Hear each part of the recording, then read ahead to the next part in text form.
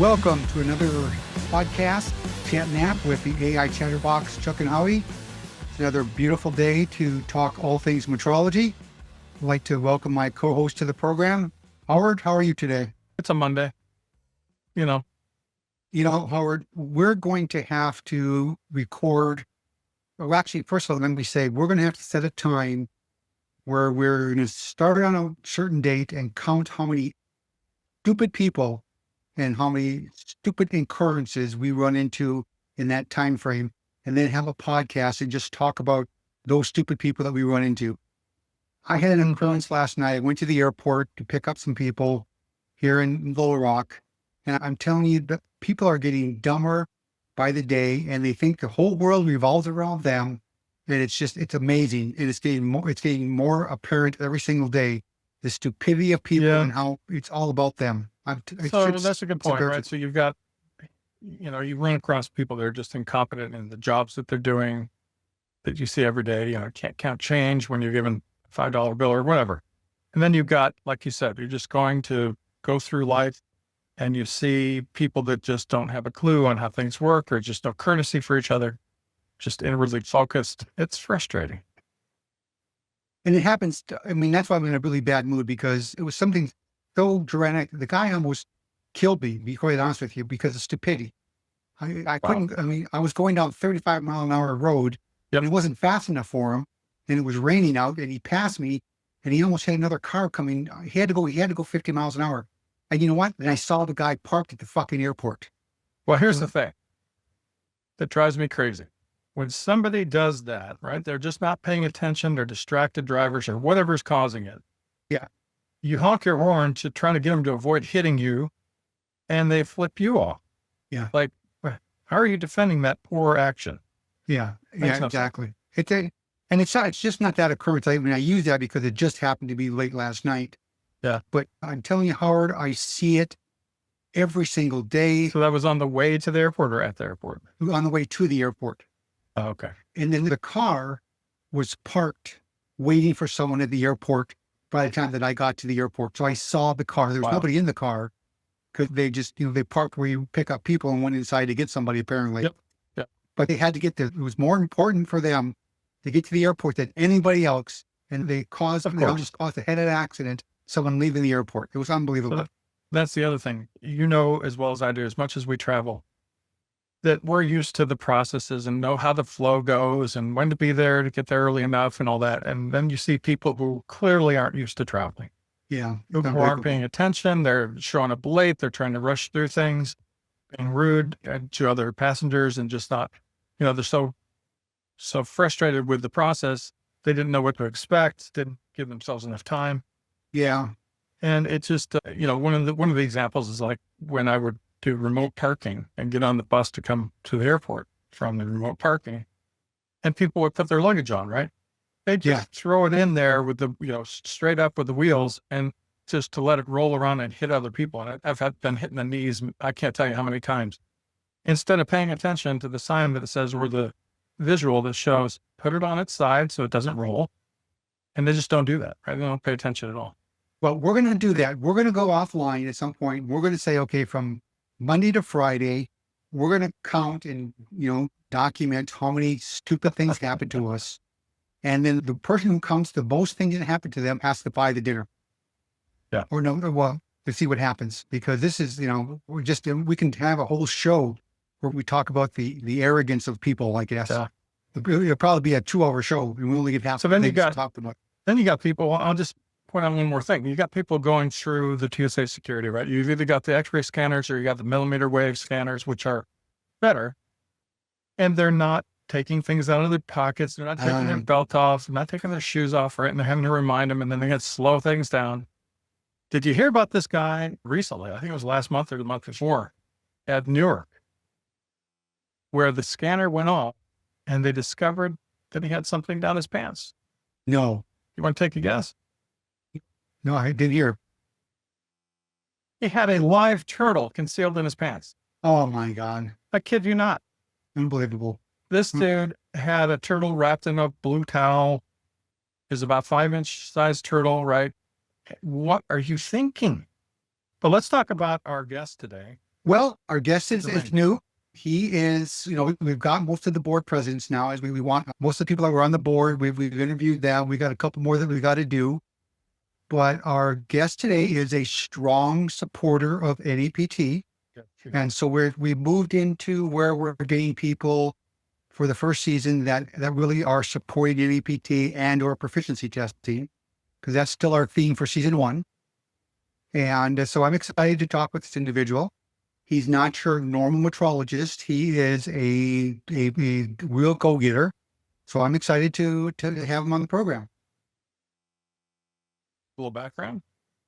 Yeah, I'd be happy to give him to him. It's actually Troy Thomas. Most people that are in the metrology business know who he is. He comes to us from Essco Calibration Service up there in Massachusetts. I got, a very bad accent from that. But not Worcestershire. Not Worcestershire. He's been in the metrology business for 29 years now. He started doing calibrations way back in 1995. He's been with Essco for 29 years. He's did sales for most of the life. He's been in management for the last 7 years, and he's done such an excellent job. The owner of Essco Calibration has made Troy the president. Yeah. Started out becoming senior director of sales, moved right up to vice president, and now he is the man. He is in charge. Yeah. Well, it's not just about, your experience. It's about your personality as well, right? Right. And Troy is just a very personable guy, easy to get to know, very friendly, outgoing, cooperative. Another good term for him. I like hanging out with Troy. Yeah, I had the pleasure of playing golf with Troy, and he's even more of a pleasure to be, on the golf course with. He's also in charge of because you can beat him, or because he's actually good. We might talk about it, but yeah, I have no problem beating Troy, but that's a different. Troy can play golf. He's not a hack, but he has fun at it, which I love. I actually love that about him. He just goes out there and he enjoys the game. He enjoys what it is, and he does his best. He's got some really great shots, but he's got an occasional miss here or there, but it doesn't bother him. I played golf with some people that they think they're Arnold Palmer, and when they make a bad shot, it's someone else's fault. Oh yeah, the club breaking people. Yeah, exactly. Yeah, we've all had those people. But back to Troy. Troy's also responsible for the marketing for Essco, and you probably see him on LinkedIn. They're very heavily do a lot of marketing on LinkedIn. They're very much into that. Troy does marketing, but they also use a marketing team, right? Marketing company. Yes, they use a marketing company. Yep, it's the same marketing company that NAPT uses. So a little plug for them that we share the same marketing company, and they've done a pretty good job with us as well. Yeah, getting the NAPT out. I'm still trying to find the better mousetrap. It goes without saying that I think NAPT has the better mousetrap, and getting the metrology world to know that and to know exactly all the services that we offer is extremely difficult. It's unbelievable. I'm not a marketing expert, but Troy is. So that's a good thing. So he's got a couple of side gigs as well. We're going to get in today, some hobbies that he does. Yeah. As well. So it'll be interesting to know the other side of Troy. Yep. It'd be very interesting to actually talk about that. And we've got a couple things as well that we're going to hit him with. We'll hit him with the hard questions that we normally do. So that'll be, quite interesting as well. So we expect him to. It's interesting because when we bring guests on, we give them a little bit of prep, not much, right? We want this to be an easy flowing conversation.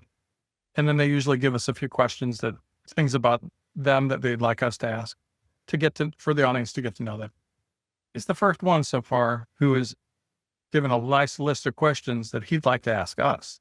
Yeah. And I'm like, I'm not ready for that. That's true. He's fine doing that, but that's first so far. Yeah, I agree. It'll be interesting if we get to those questions. And, and I think the reason that he wants to ask those questions is because, as we'll get into once he comes online with us, they do a lot of proficiency testing with us. Yes. And there he is. Hey, there's Troy. Hey guys, how's it going? Good. Welcome to the show. Thank you. Thank you for having me. Appreciate it. Yeah. We just got done doing a brief bio of you, and unfortunately all the things we told were all good things. So now the the first thing we want to ask you is, what is all the bad things? All we've heard about you over the years is all the good things. We need to get some dirt on you so that the whole world can, they know what a great guy you are. They know how talented you are. They know what a good job you've done up there. So let's just get right into the dirt. You walk out that door and you can pick on anybody. They'll give you something. Anybody? Wow. They'll give you something. I've been here long enough. They'll have something on me. Yeah. Well, here's the thing. I knew just from experience and exposure that Essco is a pretty good sized company. I guess I didn't really pay attention how big. You've got 115 employees. Yeah. Pretty good size. We had a really bump in growth ever since like 2018, 2019. We were pretty steady, and then it just kind of exploded a little bit for some reason. And I don't think it's just us. I think the whole industry had a little burst in calibration. I kind of feel there's not enough big labs out there right now. So do you attribute that to any one thing? I mean, was it coincidental with the COVID years? Was there something else that triggered that? Other big companies that have lost some of their volume that you've won from them? I think the one thing that I've noticed over the last 5 or 6 years, if you're doing work for larger companies like the big defense contractors and big production companies, the requirements to get into their vendor system is a lot more difficult than it used to be, and it takes resources. So sometimes the smaller labs have a hard time if they don't have the people to do all the paperwork and that's a good point. Qualifications, that sort of thing. So that might be part of it. Yeah, and certainly bidding on good size opportunities takes resources, right? The smaller labs may have a difficult time to, one, develop the RFP proposal, and two, staff it once it's there as you win it. Yeah. I'm sure you've seen it too, but sometimes these scopes of work are quite difficult to get through. Many, many pages and a lot of requirements that are probably difficult to meet for smaller companies. So absolutely, you need resources for sure. Yeah. I think our largest one we've seen so far was close to 1,000 pages. It's a lot of detail, Yeah. And you're talking government contracts. They're going to cover everything. Right. And you got to know how to filter through that. Yeah. It can be overwhelming for sure. No doubt. One of the things that I see in your bio that I guess I didn't know, you are a musician? Well, that might be a stretch, but I do play in a band that we meet up with once a week. And it's just a bunch of guys that get together and we have a set list and we try to get through them. We also have a coach that helps us out. So yeah, it's kind of like a fantasy band camp in a way where we pay this person to help us. It's like a music lesson, really. That's fun. But he does it for the whole band. And our reward is, we get to play out once when we're done, when we're ready. What position do you play? I'm a rhythm guitar player. Rhythm. Nice. Yeah. And they make us all sing 1 or 2 songs. So I'm forced to do a couple songs singing as well. All right. So we'll break out the karaoke and, with or without the band, we'll get you singing. Yeah. When we were in Disneyland, did you do the karaoke night? Did you actually go up there and sing then? No. You did not. I witnessed it, but I did not participate. I witnessed it. Well, why not? We've had a few guests that are musicians, actually, more than half so far, or at least half. Yeah. Right. Paul Reese is a guitarist. Chris Grasham is a guitarist. I'm a drummer. So, why aren't we getting together and jamming? We should be doing that when we do the conferences. That would be really cool. Just pick a few songs. We practice for a few months and get up there and look like we know what we're doing, right? Yeah. Yeah. Chuck and I have had some fun with live appearances in the past. Oh, that's funny. I thought that was a story that we weren't going to tell in the podcast. That was. I didn't go into detail. Okay. All right. Just acknowledging it existed. Okay. Surface level, right? Yeah. One of the first questions that we got to ask you, Troy, is what brought you into metrology? I know that you started out in sales, but how did you decide that you got into the sales of metrology? What brought you to the field? Yeah, do you remember Joe Morse? Yeah, My old boss, Joe Morse, you met him. You guys sat together for quite a few hours in Jacksonville at the NCSL Tech Oh, Exchange. yeah. Okay. Yeah. And Now I get, yeah. we had dinner together and whatnot. But anyway, a long time ago, back in the middle 90s, I was leaving my job that I had. I used to work for my uncle, and I finished up my college degree, and I was now looking for a real job. And I found this job in the newspaper. Back in those days, that's kind of how you did things. You go to the classified ad and see what's out there. So there was a sales job for a calibration lab called Essco, and I knew nothing about it. And I said, well, I'm looking for a sales job. It's electronics related. That's kind of my thing. Let's see what happens. Well, I ended up getting the job, and I just could not believe that this business existed. I couldn't fathom that people would send in tools and meters and things to get checked out and calibrated, and we would bill for it. It just seemed so unrealistic to me. And I couldn't believe it when I got the first account in the door and someone actually paid us to do this. So Yeah. I had my doubts. I did. I had my doubts. Well, your route is, not atypical. I mean, most of the people that, well, not anymore. I guess maybe that's not a true statement anymore. But people my age, they all mostly came from the military into the business. And so seeing someone nowadays is very, very, very common from other paths that have come into the metrology business. So to me, it's very interesting how we're filling that, that void that we have now. And you came from straight out of college into a sales position and then moved up to management. And now you're the man. The man, yeah. Yeah. It took a long time. And I will say, if you really want to, you can learn something new every day, even at this stage of the game. It's endless amount of information out there. It really, how much do you want to learn is the question. Yeah. So at this point in your career, not being necessarily technical based from your history, what is your biggest challenge in operating a company like that provides a service? Yeah, good question. I would say the training for new people is difficult because we had a resource with the military for many years, and that's still out there, but it's not as easy as it was 15 years ago. Right. So we had to develop our own training program, and it works pretty good. I must say it works really well. However, getting people to the next level is difficult. We get a lot of students in from college that are electrical or mechanical engineers, and they gravitate to this really well. But getting people to turn into like a Cal level 2 or 3 is tough, and getting administrative people, like management people, to understand what we do is difficult as well, because you really do need to be technical and understand the quality and the deep roots of this business to really have a good role, I think. Yeah.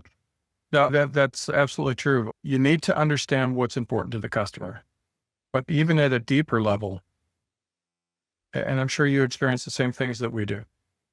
When you're talking with a client, you don't know what their background is necessarily, right? And they may have just been put into this position because somebody needed to handle their Cal program. And when you're talking with them, you'll discover that things that they don't know. If you have enough metrology background, you'll understand where their gaps are, right? But if you don't have that, you're not necessarily going to pick up on those things. So it's important to know not only what they need, what they believe they need, but also what they don't know that they need. That can be difficult. Yeah, for sure. Yeah, I would say over the years, the best place for me and a lot of our top people have been the sales department, because you have to learn everything. You have to learn all the disciplines. You don't have to be an expert, but you need to understand clearly what you're talking about. Yes. And you need to understand the quality system, because you got to be able to filter out what the customer is looking for, because many customers don't know what they're looking for. That's my point. Right. Help you. Yeah. Yep. So we've helped many customers over the years read their scope of work and read their requirements for them to help them navigate to what they're actually looking for. Yeah. Because And we then don't want looking them at to have you, as the expert, right? The metrology expert, calibration industry expert. And if you're not able to identify those needs and provide solutions, what good are you, right? So to your point, it's very critical to understand both what they know and what they don't know, and to help them with that. Yes. Well, Yeah. I have a two-part question then to follow up on that. So would you hire, that's the first part, someone that is not at all trained, like what we call a newbie back in the service? And to that, what advice would you give to someone that wants to consider, becoming a metrologist without, being formally trained at any point? Would you want someone to go and do a 2-year technical college before you accepted them? Or would you train someone right off the street? And if you did, what would you be looking for, at least at a basic entry level? Great question. We do get a fair amount of people that apply for jobs that look interesting on paper. So sometimes we'll have them in for an interview and see what they're all about. So it depends on the job. If it's a technical job, you're actually going to be on the bench calibrating, then the one thing I always want to try to get out of the person, are they technical? Can they fix their own car? Can they fix a computer? Do they tinker around at home with things? And so really what you're getting to is, are they inquisitive and motivated, right? Yes. Yep. Curiosity is huge. Do they want to learn what's inside that box when they open it up? That's very important. So yeah, we've taken a few chances on people that were like on production lines or, using test equipment, but they don't necessarily know how to use test equipment. The dials were already set up for them, and they just look for a sine wave at a certain voltage, and they check the box. So yeah, just following the step by step, right? Yeah, But not understanding the concept behind it.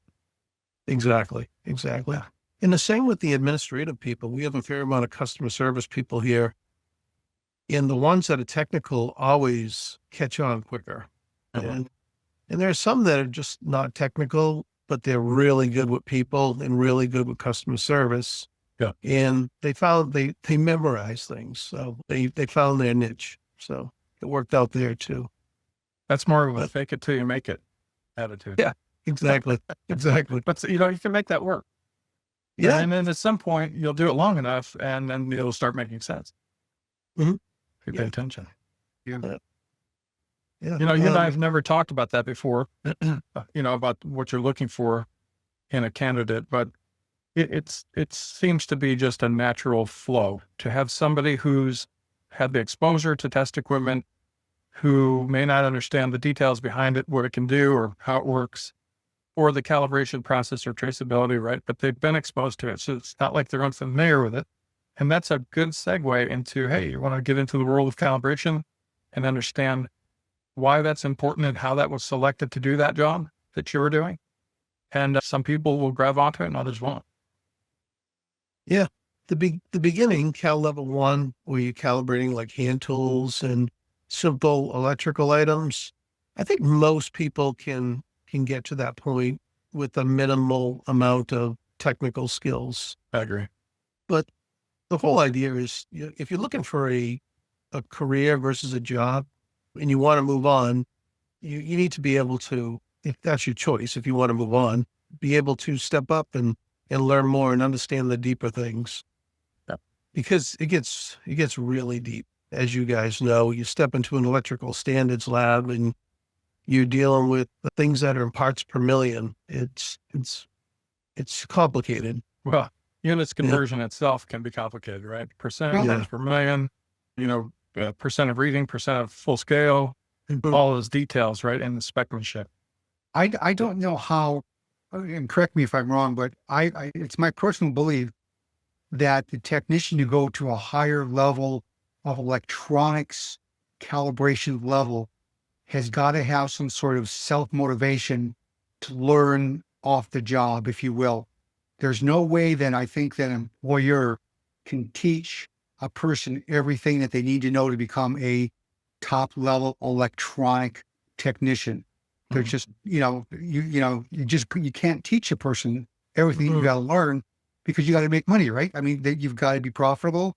But, I guess I would be hesitant about promoting someone or wanting someone unless they said, well, at night I'm reading tech manuals, or I'm learning how to calibrate, or, I had a technician come to me and say, I just read, so-and-so's paper on uncertainty analysis on how it reflects, RF, spectrum analyzers, something like that. Then I would go, wow, this is the technician for me. This is the guy I want to keep my eye on. Mhm. Yeah. But When you get to a certain size of a company, right, the smaller mom and pops have more difficulty with that because out of, let's say you have 5 employees, right? And out of 5, you might have one that's a superstar and really wants to go back to school and take classes and do whatever, right? Just to move forward with their career. Maybe you don't have any. And how do you do that? But when you get to a certain size, you have a pool of people to evaluate. Some who are just content being a technician or a lab admin or whatever, which are all very important roles to take care of our customers. But then you'll find the ones who want to take it further, right? And maybe it's at different points in their career or their life where they're more motivated than others, right? Maybe they're focused on starting a family and they want to do that, right? Maybe they want to travel more. Maybe they're good for on-site technicians for that reason. But you'll find the ones that in a larger organization that you can put on the fast tracks for mentoring and promoting. For sure. to that, and this is the problem that you don't have, that because in your case, Troy, where you have, a body and you have enough 100 plus people and you have the ability to create your own training program. But believe it or not, in the last, 20 years, we've lost over 100 mom and pops, if you will, throughout the country. They're no longer in business. Well, through acquisition or they've just closed. Either through acquisition, or they've closed because they cannot meet the quality standards, or because they're the only person that can do the job. And because that person's retiring or something happens, they can't bring someone else in. So they just shut the doors. So they can't continue on. So that's unfortunately, because in today's dynamics, you can't be a mom and pop Cal Lab and provide a full service, job. And that's the hard part for them. I mean, we deal with a lot of mom and pops that struggle every day. And I give them huge, kudos, because they're wearing 6 different hats, but they have a completely different job than you guys have, because you guys are, bigger organizations. And so, we deal with, obviously, like everyone knows, we deal with the big companies, and we also deal with the mom and pops. But, just the simple fact is we've lost 100 of those in the last 10 years. And that's a lot of organizations. Yeah, I agree. I think we support about 250 Cal Labs for electrical and mechanical standards. And I get to know quite a few of them over the years. And you're absolutely right. They wear a lot of hats. They have a hard time handing down that knowledge to different generations because there's a gap between, say, Cal level 1, 2 to upper echelon level. And there's no way to get training. And you can go to these national conferences, but it's really quick training. It's not like a long-term, absorb it over months at a time type of level. And that's hard to find for that type of level, which brings a question to my mind. We have this debate with us here in other companies, like, what does it take to be a metrology engineer? And I thought you guys would have a good answer on that with your experience that you have. Yeah. So one of the most recent podcasts that we recorded was with Chris Grashman. Chris has done a number of things in his career, including development of Essco Certified Calibration Technician. And then he and I worked on cool careers in metrology. He and I worked on the standard occupational classification for getting the terms technologist and metrologist and calibration technician into Department of Labor, right? So that they're in the standard occupational classification handbook for career counselors, whether it's high school or college, to make students aware of this career field and just make it more formally recognized. So what does it take? Well, I don't think there's really one definition of that, right? And in my mind, I have one. Oh, you do? Go ahead. I do. I think I have a very simple approach between a calibration technician and a metrology engineer. A calibration technician can make the measurements using a defined procedure, where the metrology engineer understands the procedure. Yeah. And what I mean by that, let's take a simple torque wrench. You know, a metrology engineer understands the block in that torque wrench, what size difference that blocks and how that affects the measurement in a tip in a torque wrench, in a click wrench. A metrology engineer will understand what difference the resistance makes in a measurement. You know, the temperature, how it affects the gauge block, for example. An engineer will know those details, where a technician just makes measurements by a pre-described set of standards or procedures, whatever you want to call it. And I don't disagree with those definitions. I just don't think that we have, that's not a formal recognized, at least through the government, right? What those definitions are, because they didn't accept all the titles and descriptions that we had put out there that Chris really drove forward and finally got a couple of them put in. But the point is, there is a difference, right? If you're at an engineering level in metrology, you're helping to define the company's capabilities and provide training to other technicians and be able to understand the physics and all of the details, the engineering behind the measurements and how they work, how the different standards work, so that you have that greater detail. And you're right, the technicians at different levels are going to have greater understanding or lesser understanding. You have the entry-level technicians who are going to be learning on the job through whatever formal training modules that you might have for them, or going to a school, right, if there is any. And then you're developing them for the advancement to learn more of the breadth across multiple disciplines. And that's the challenge, like you said, Troy, that's difficult to do. Yeah, for sure. Yeah, different companies have their different definitions of it. And I've always had a hard time finding a real solid place where you can refine that definition. Well, Howard agreed with me, Troy. He said, understand 6 times in his very lengthy explanation. And so, you know, like I said, I've always said to people, I give it, you know, many speeches. I've always told technicians, you know, if you want to, you know, get better in this world, you have to understand the measurement. Sure. You know, that I couldn't get that advice more than any other advice they've had in the world. If you understand the measurement, Troy, think about it. If you had someone come and wanted to apply a job to your organization and they said, I understand X, Y, Z for 5 or 6 disciplines, what would you'd probably hire them on the spot if they were able to break it down in a second, you know? Oh yeah, for sure. Exactly. Sure. So that's my humble opinion. So you have my very abbreviated, abridged version, or you have Howard's very long version. I like them both. Yeah. Okay. Good. We can come to a happy medium. Okay. We get into now the fun part. We get to ask you some embarrassing questions.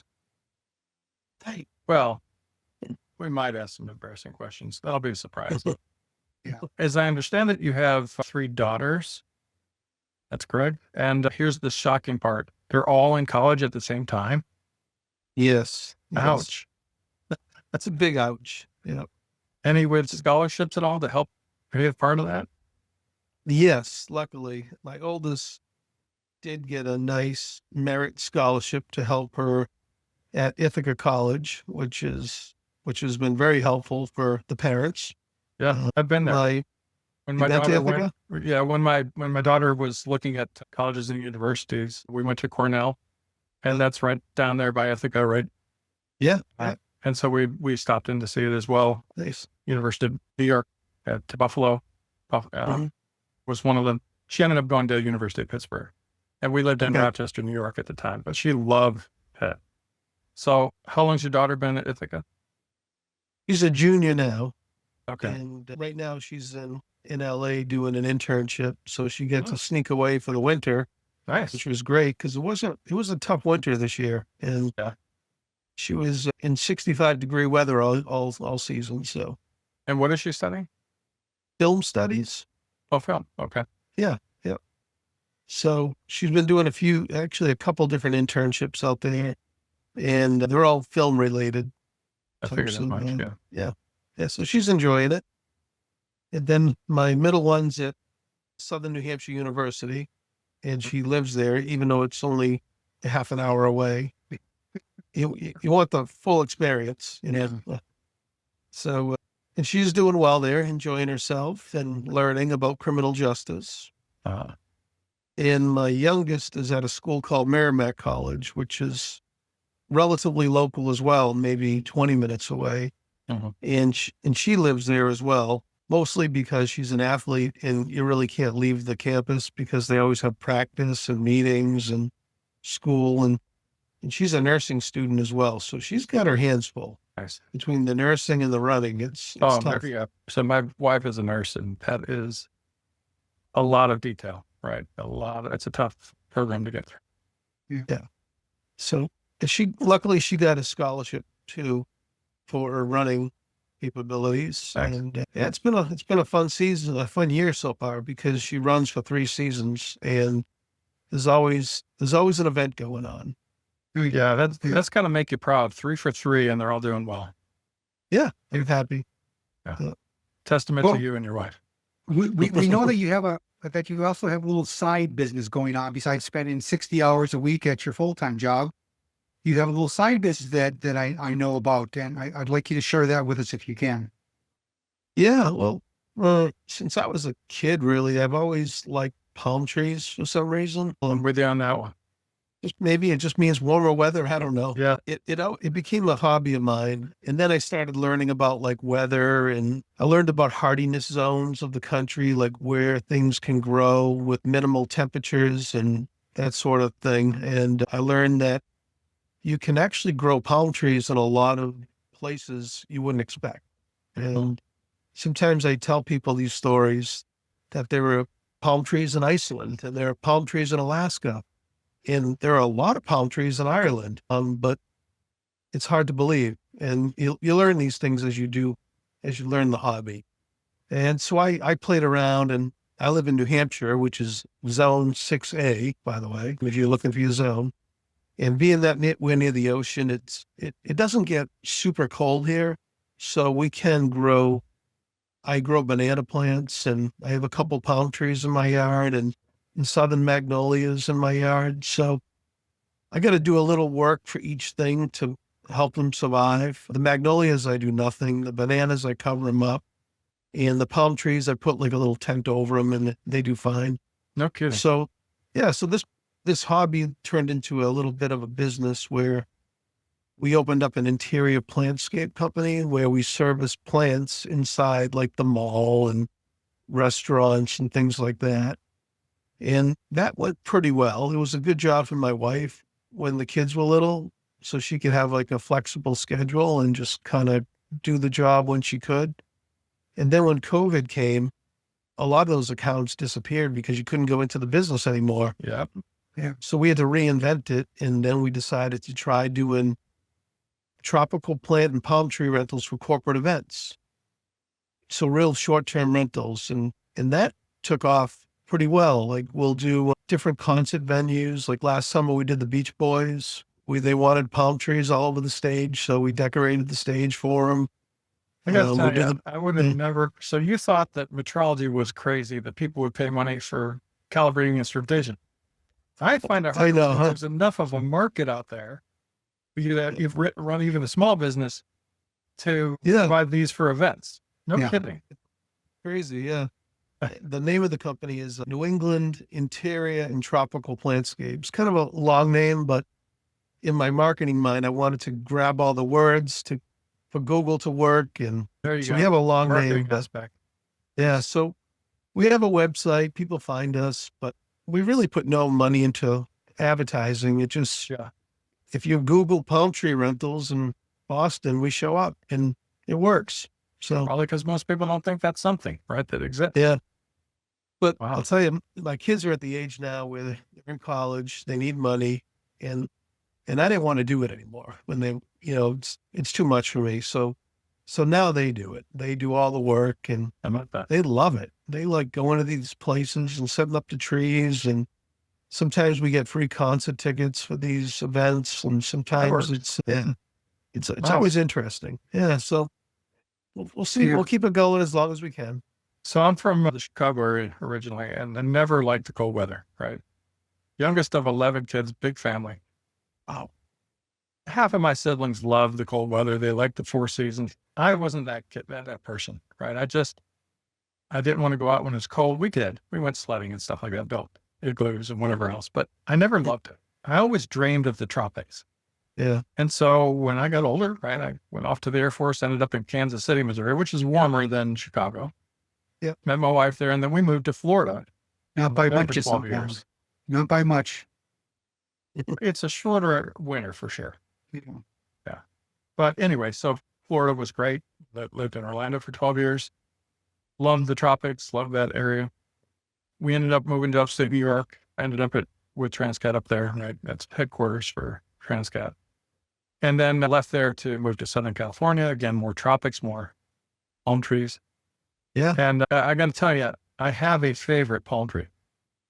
I don't know if you do, but my favorite is a Canary Island date palm.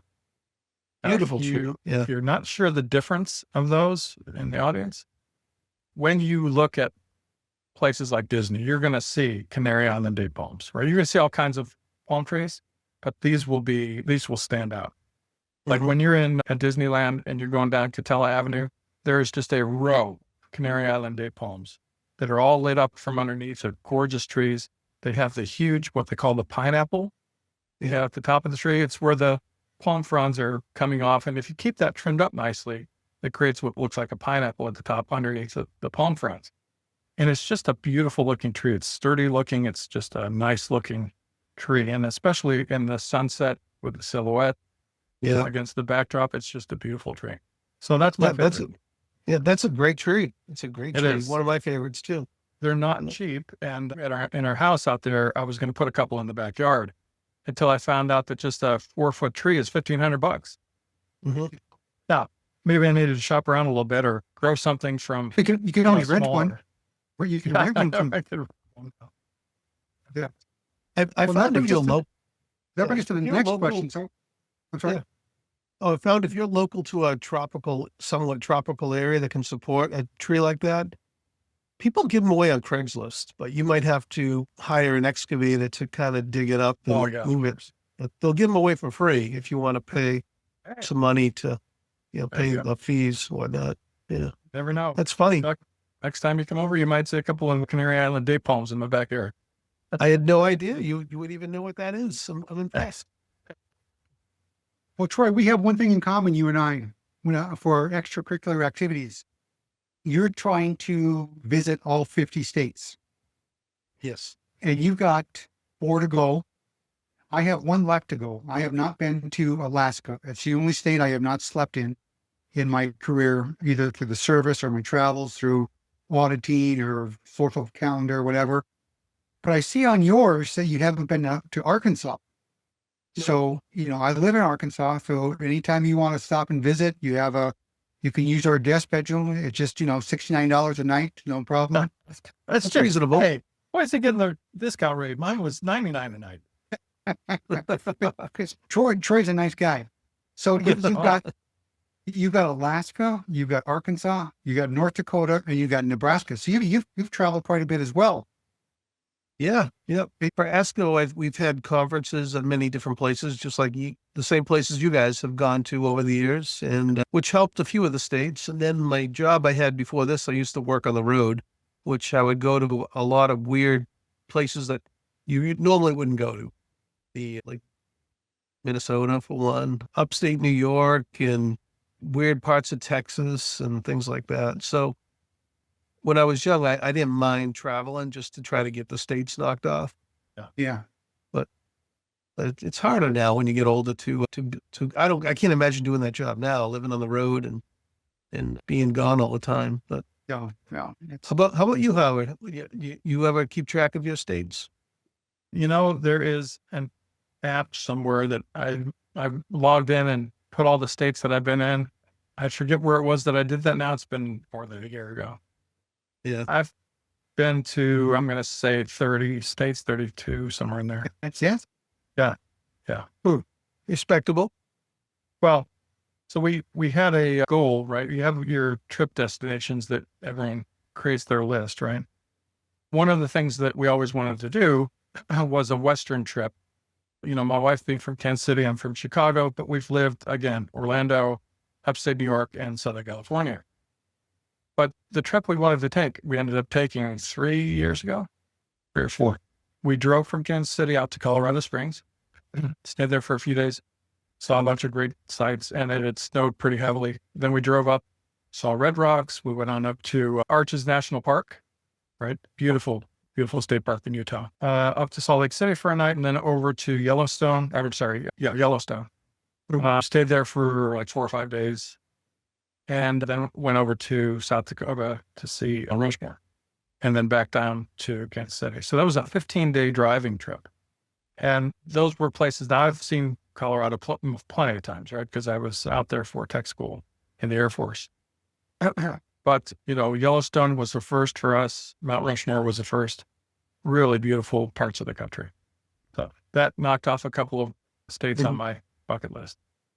Yeah. Well, Howard, we got time for one more question for you to ask our guest, and then we're going to probably have to call it a day. Okay. I better make it a good one. You better make it a good one. I like to ask my 4M question, and it's going to be different for different people based on their background and experience. 4M is your most memorable metrology moment. In the years you've been involved in metrology, what one thing stands out that just strikes you as an incredible moment for you? I don't want to say that metrology is boring, but it can be a little boring. So just try to explain it to your family. They'll let you know. It's hard to explain. My wife used to say meteorology up until like 2 years ago. So this is new for her. Yeah.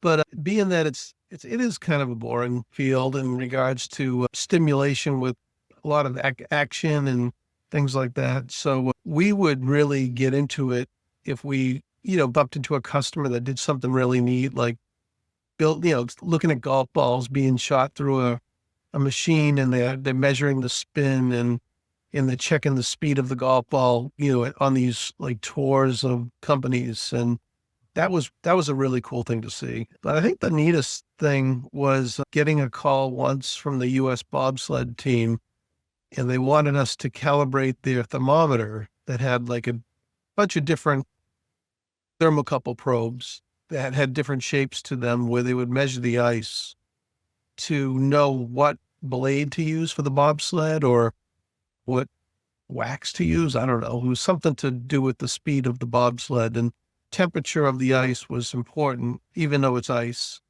I guess it fluctuates a little bit depending on where you are and the conditions. If it's a humid day or a dry day or a rainy day or a snowy day. And so we did some free work for the bobsled team to calibrate the thermometers. So yeah, I thought it was kind of cool. What it comes down to is the application, right? Yeah. Where instruments are used and how they're used. And those applications are the more interesting part of it. Yes. The traceability itself, when you're working in it and you're talking about the details of it, you find some interest in it. But to your point, you try to explain that to somebody else, or if they're just an observer, there's not a lot of interest in that. It's the application that's the really interesting piece. Yeah. I mean, metrology's fun too. Don't get me wrong. I like learning about the science behind it, but when you can apply something that's real life to it, it gets fun. It gets fun. Yeah. Yes. Yeah. Well, believe it or not, we've already done this for 45 minutes. Yeah. It goes. And I didn't even get to ask you guys about the proficiency testing question. But you know what? That just means we need to have you back for another episode. Well, next time we talk about more on your end, some proficiency questions and skills and whatnot. Well, that's the thing is, we get sidetracked so easily because, one thing I didn't get to touch at all, and we really don't have time because we try and limit the time of the podcast. But, you guys are such huge supporters of NAPT, Troy, and we never touched on that at all. So without a question, we're going to have to reschedule, get you back here again. And what we ought to do, Howard, we ought to let Troy interview us. What do you think about that idea? I like that sounds like that's where it's headed, and I think that's a great idea. Mm-hmm. Yeah, so we'll get that, and we'll have it where we get interviewed by the guest. Mm-hmm. We'll switch it around one time. So great. So any closing words there, Troy, that you have? Oh, I'm encouraged by your podcast. I hope it keeps going. I find it interesting that people are getting into these now, and I'm a better listener or watcher, or you can say book listener than reader. So these things are great for me. I need visual stimulation. All right. I have For- one to work. parting comment for you and your company. Since you are a musician, I'm going to ask, do you like the cars? Love the cars. Cars are great, aren't they? So Yeah. here's my combination of music and marketing for you. That I don't know why your marketing company hasn't come up with this yet, both of you. But for Essco, it should be, your new marketing slogan should be Essco. Instead of let's go, Essco. Okay, I get it. I like it. And I got you, isn't it? Hey, Yeah. I might have to borrow that from you. Well, I want to thank our sponsor. Our sponsor, of course, is the National Association for Proficiency Testing. They're the ones that sponsor us, and so we want to thank them for all their support in these podcasts, and we continue their support for the program. Look forward to the next time that Troy interviews us. We'll get that probably for season 2. Look forward to that. We better get our thinking caps on for that, Howard. So in the meantime, remember, you need to participate in proficiency testing, because proficiency testing is the only true way that you can prove your technical competence. It's the only way you can, folks. So sign up for a PT today. So with that being said, take care, and we will talk to you guys soon. All right. Easy out. Thank you, guys.